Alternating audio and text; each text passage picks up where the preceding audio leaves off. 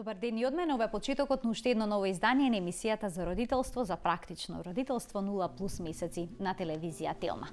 Традиционалниот став кај нас, а и воопшто во овој регион е дека добро ухрането, дебело дете е здраво дете, што всушност можеби и влијае на фактот што се поголем број на деца имаат проблем со дебелината, односно со вишокот килограми. Дали на вистина дебело дете е всушност здраво дете е прашањето кое ќе го поставиме на доктор Александар Сајковски, специјалист по педиатрија од Аџибадем Систина. Добре ни дојдовте. Благодарам на поканата и поздрав до сите ваши гледачи. Проблемот со дебелината е алармантен. Секаде во светот процентот на дебели деца е се поголем, во Америка е некаде 30%.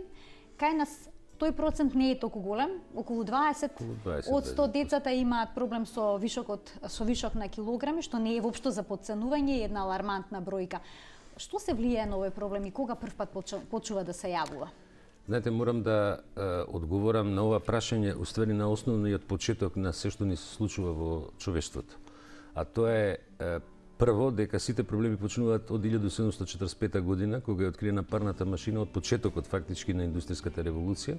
Денеска е веќе четврта етапа на таа индустријска револуција со вештачка интелигенција и компјутерска интелигенција, да кажам.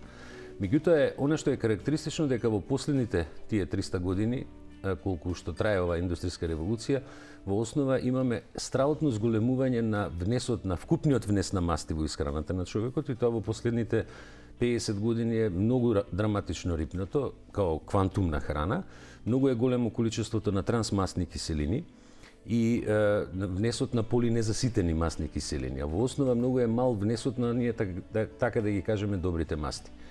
Тоа се рефлектира не само кај возрастните, тоа се рефлектира и кај децата, но се рефлектира уште од моментот кога едно дете ќе се роди. Фактички ние зборуваме за дебелина или за обезитас, како што е во светот на медицината кажано, во основа се почнува кога бебето ќе се роди. И она што е типично и карактеристично, тоа е дека во првата година од животот, која ќе ги видите дечињата, ако они растат прекумерно во својата килажа, можете со сигурност да очекувате кога ќе станат тинејџери или понатаму кога ќе пораснат скроз, над 18 години, они сигурно ќе бидат деца со прекумерна и луѓе едноставно со прекумерна тежина. Затоа велат превенцијата се случува всушност во првите 2 години од животот. Па се почнува тогаш. Дури често пати на родителите им кажуваме дека артериосклерозата не е болест на стари луѓе, таа почнува кога човек ќе се роди. Значи како ќе се створат навиките за исхрана во првата година, од тука и втората година, нормално, од тука трга се понатаму. И наша интенција е да едноставно, знаете, кога ќе видите бебе, као што ја најавивте вие емисијата, кога ќе видите бебе кое што е сликано во некој весник, така буцкмасто дебелко бебе со црвени образчиња, не е тоа здраво дете. Значи, децата не смеат да имаат прекумерна, бебињата не смеат да имаат прекумерна тежина, затоа што најголемото количество на вода се наоѓа надвор од клетките кај бебињата и во случај на само еден лесен или потежок пролив може да дехидрираат многу побрзо отколку децата кои што имаат нормална тежина. И цело време ни е борба да родителите не претеруваат со тоа, да претеруваат со квантумот на млеко што се дава, мислам, доењето или ако е на вештачка исхрана, нели, вештачкото млеко, да не се претерува, да не оди прекумерно тежината. Видите, во првата година од животот растот е врзан и со хормонот инсулин, тој кој што го контролира нивото на шекерот во крвта. Значи, колку повеќе му дадете на едно бебе да пие млеко, толку повеќе ќе се здебели. Така, значи, тоа треба да се внимава. Особено, некаде прочитав кај адаптираните формули, е важна и структурата на протеините од кравјето млеко, кои што се исецкани и ситнати, ништо така е важна и концентрацијата на истите во млекото. Се разликуваат млеката едно од друго, некои содржат поголема концентрација на протеини, некои помала, и затоа треба да се внимава колкава количина на детето му се дава. Што кога бебето е постојано гладно и бара повеќе и повеќе млеко? Па, знаете, тука е таа дилема на родителите, како да постапат? Да, значи, видите, клучен проблем е дека ние дебелко дете, да го употребам тој термин, нели, или пуничко дете, бебе, можеме да имаме и на онак што е на вештачка исхрана и ова што е на природна исхрана. Кај деца кои што се на доење, многу е битна техниката на доењето да се спроведе онака како што треба. Ако таа техника не е спроведена како што треба, бебето ќе биде нонстоп гладно. Као пример, сакам да кажам дека и деца што се доени може да имаат прекумерна тежина. Например, кога бебето цица, од својата мајка треба да истица едната града, да ја испразни едната града. Тоа е клучен момент затоа што во последните порции од мајчиното млеко во задното така се наоѓаат уствари мастите кои што му прават на бебето ситост.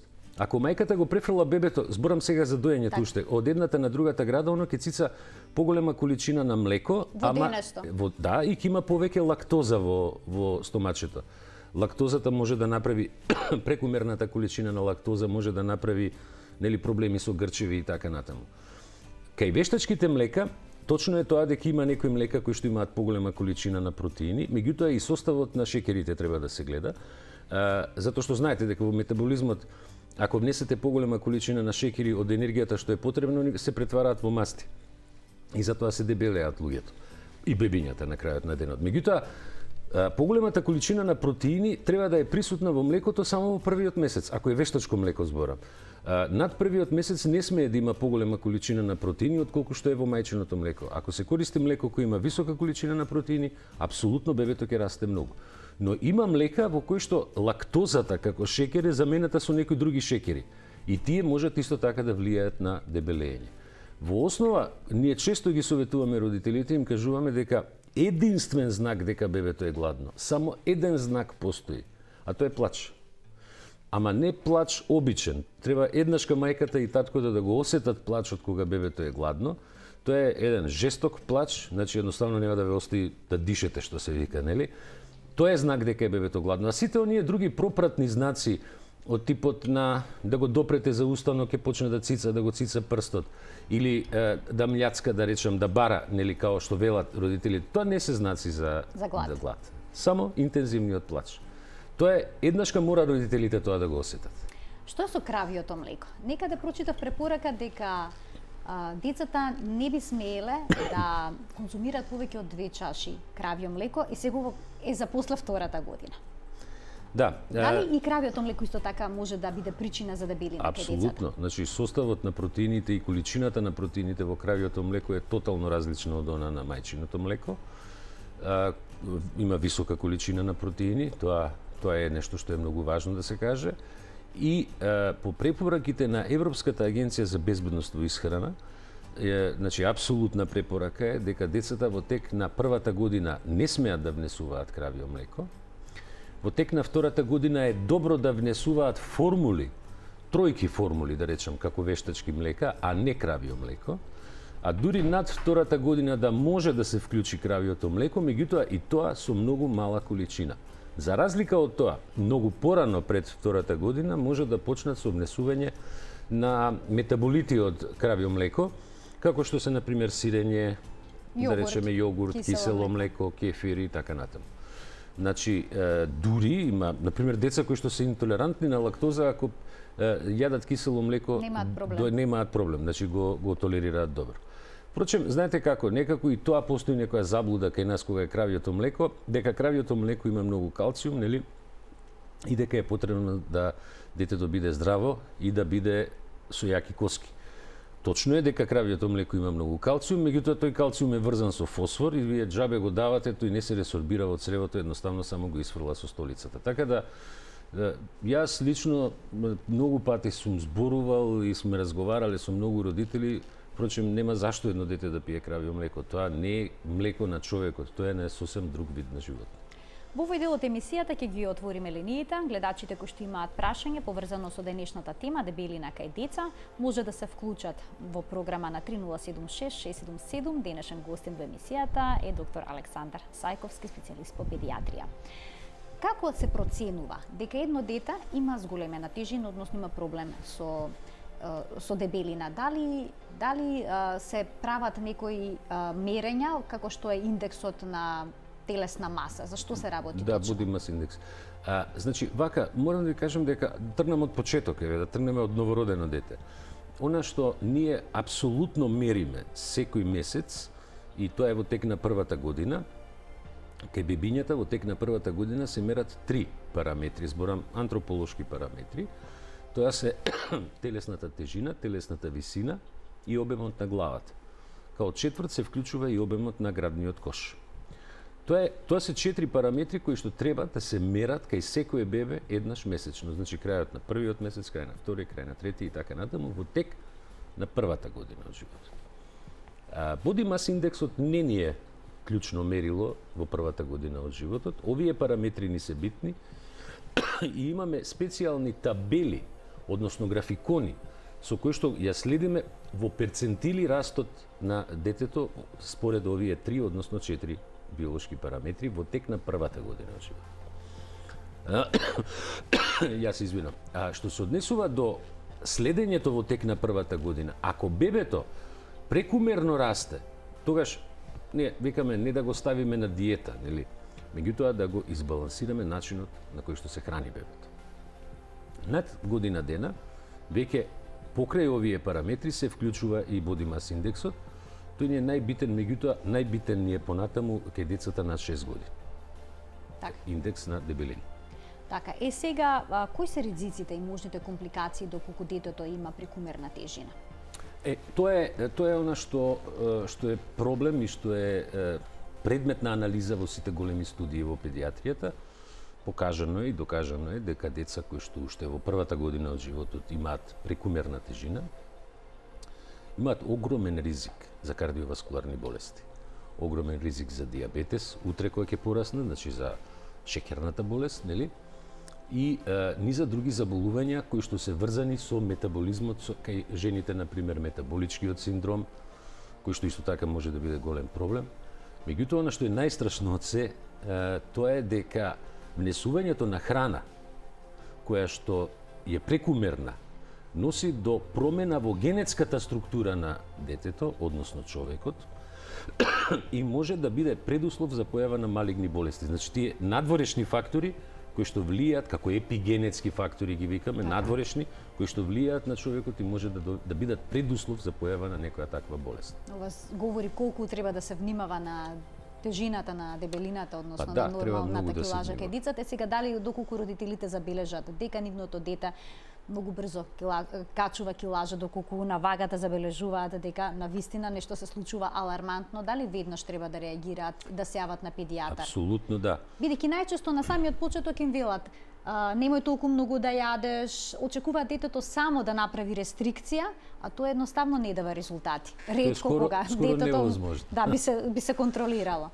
Да, значи добро е да се направи веднашка консултација со педијатар, особено со педијатри кои што се бават со растот и развојот на децата. Иако сите го работиме тоа, меѓутоа има луѓе кои што се колеги наши, кои што се баш уско специализирани за таа работа. И мора да се спроведе режим на исхрана. Значи, видите, ја не случајно уопште не го употребив терминот диета. Диета, така. Диета е и за поголеми, и за возрастни луѓе. Диетата е само една промена на режим која може да е добра, а може да и не е добра. Знаете, во исхраната се е во однос на калкулацијата на бројките, односно внесот и потрошувачката на калориите. Значи, мора да се задоволи внесот за базалниот метаболизам, нели, за нормалниот метаболизам на живење и внесот за она што го трошиме, односно децата го трошат во тек на денот. Така да едноставно калкулација само во однос на исхраната го решава проблемот со дебелината. Меѓутоа и промена во структурата на храните. Так, ајде сега тоа да го појасниме таа промена, од каде родителите треба да почнат? Што прво треба да се исфрли, кои намирници, односно продукти треба да се исфрлат од менито? Ако тргнеме повторно од почеток, од доеначката возраст, треба да го разречат времето на давање на млеко, односно да млекото се пие на 3 часа, евентуално и на 4 часа. А кога ќе биде детето над 1 година, да се редуцира внесот на шеќерите. Значи не да се исфрли далеку од тоа. Меѓутоа, кај децата, за разлика од нас возрастните, внесот на мастите треба да биде поголем. Дури 40% од внесот на хранливите материи треба да отпадне на мастите. Тоа се новите препораки на Европската агенција за безбедност при исхрана и на Европското педијатриско здружение.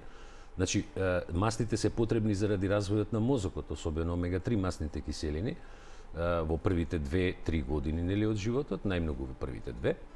Али по принцип треба да се намали внесот на непотребните јаглени хидрати и на трансмасните киселини. Тие се оние, ако сега го преведеме во наш животен речник, она што го викаат junk food, тоа не треба да се јаде. Значи не треба да се користат, конзумираат храни кои се преработувани повеќе пати со растителни масла. Значи не пржени компирчиња во она фритези и така натаму. Значи затоа што при пржувањето таму се ослободуваат големи трансмасни киселини, да се избегнуваат многу чоколадите, да не се јадат многу чоколадите. Ти чоколадите содржат исто така и млечно киселински масти, меѓу другото. Ние имавме една изјава со председателот на Сдруженијето на педијатри во Србија околу чоколадите, па таму бевме неколку пати цитирани. Значи нема потреба од внесување на поголема количина на таков тип на шеќер и масти, кога природните шеќери се најдобри, а тие доваѓаат од овошјето. И тука родителите би дискутирале на оваа тема, велат има калциум во какаото и поради тоа даваат уште на 6 месеци парче чоколадо, што е многу погрешно бидејќи го учат децата и на сладок вкус да, и на какаото има, ама знаете, тука има една дилема која треба да ја расчистиме, значи има какао и какао. Так. Значи она какао што е спремно за бебето, кое што се користи во некои од кашичките, например, за дополнителна исхрана во тек на првата година од животот, тоа не е истото какао што го јадеме вака, што се купува у само Одлично што го појаснивме. Имаме двајца гледачи на линија да ги вклучиме во програма. Добар ден. Добар ден. Повелете. Би сакала да разјаснам една теза што се владае вака помеѓу мајките. Дали зелена столица значи гладно бебе? И уште едната, дали за нормално внесување на количина на храна треба да се водиме според она мерило 150 грама на милилитри на килограм телесна тежина од бебето. Така, ви благодарам што се вклучивте во програма. Иве две прашања кои што се многу чести во значи, групите прво, за родителство. Ние во тек на првата година од животот калкулираме секогаш дека бебето треба да внесе 120 калории по 1 килограм телесна тежина. Што ќе дојде, ако е само на мајчино млеко или само на формула, нели зависи, зборам за млеко само, ќе дојде 150 мл до некогаш 200 мл по 1 килограм телесна тежина за 24 часа. Тоа е стриктна калкулациона вредност. Меѓутоа, ако детето брзо расте во тежина, например, ако е тоа поголема количина, ако многу повеќе го јаде од тоа, тогаш тоа калкулација е нормална. Ако е бебето 2 месеци е 4,5 кила, тоа не соодействува со нормалната килажа која што треба да има на 2 месеца. Што се однесува до течната столица, да, таа течната столица кај бебињата е често гладна столица. Зелената, не течна, него зеленкаста столица. Иако постојат и одредени инфекции кои што може да дадат таква зелена столица, значи цревни инфекции. И затоа е у суштина потребно, ако се појави таква столица, да ја види педијатарот за да може да процени за што се работи. Да го вклучиме и вториот гледач и да го слушнеме неговото прашање. Добар ден. Добар ден. Повелете. Јас би сакала да прашам за бебен со 22 месеци.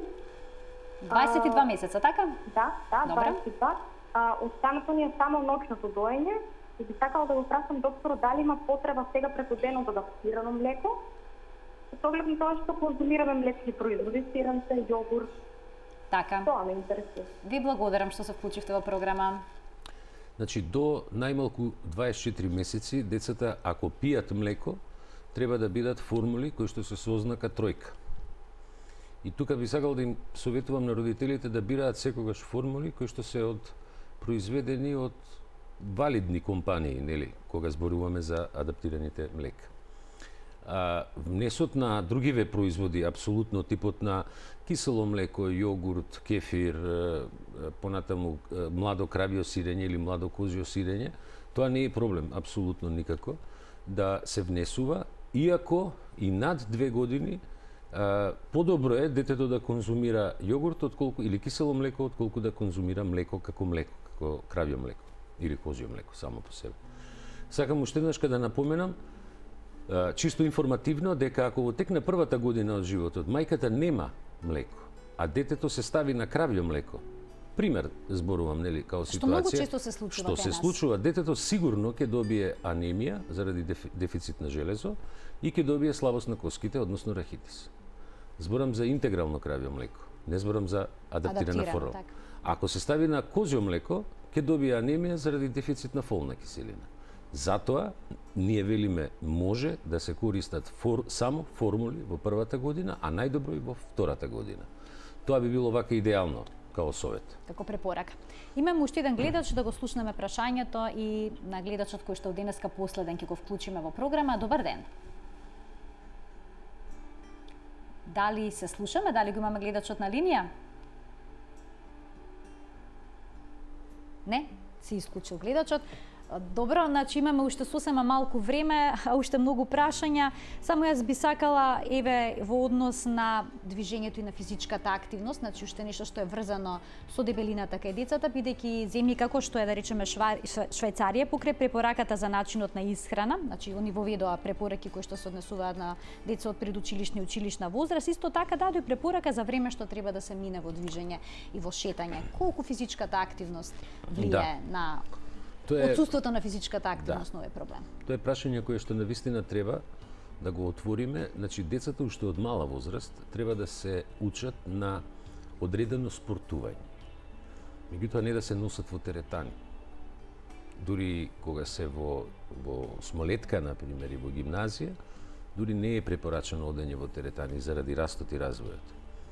Меѓутоа, одредени спортски активности се неопходни и добро е да се организирани во предучилишните, во градинките практично установи, предучилишните установи или во школото, и тоа само одредени спортови, кои што може да помогнат во психофизичкиот развој на детето. И фактички да ние децата ги научиме да вежбаат, односно спортуваат уште од мали.